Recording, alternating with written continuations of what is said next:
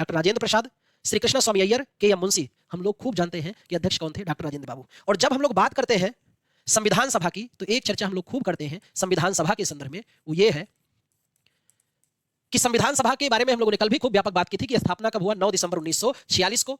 और ये भंग कब कर दिया गया संविधान सभा, तो भंग हुआ 24 जनवरी 1950 को। ये 2 तारीखें याद रखेंगे तो ज्ञानवर्धन बेहतर हो जाएगा। लेकिन यहां अगर हम लोग बात करते हैं अध्यक्ष की, संविधान सभा के अध्यक्ष की, तो यहां 2-3 तरीके से सवाल मैं आपको समझाने वाला हूं अध्यक्ष के संदर्भ में। पहला तो मैं आपकी नजर बिल्कुल यहां पर प्रकाशित कराऊंगा, आपको थोड़ा सा आपका ध्यान आकर्षित करूंगा कि पहले अध्यक्ष की बात करें तो थे डॉक्टर सच्चिदानंद सिन्हा।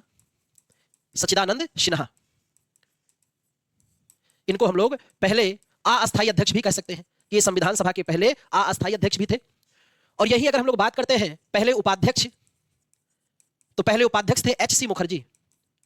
एच.सी. मुखर्जी, जिन्हें हम लोग कहते हैं हिरेंद्र चंद्र मुखर्जी।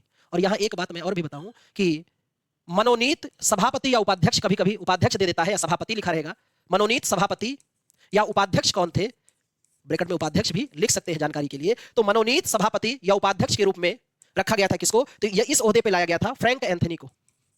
फ्रैंक एंथनी को मनोनीत किया गया था। अब दूसरी बात जो है वो जानकारी और भी बढ़ाती है कि प्यारे साथी, दूसरे अध्यक्ष कौन थे।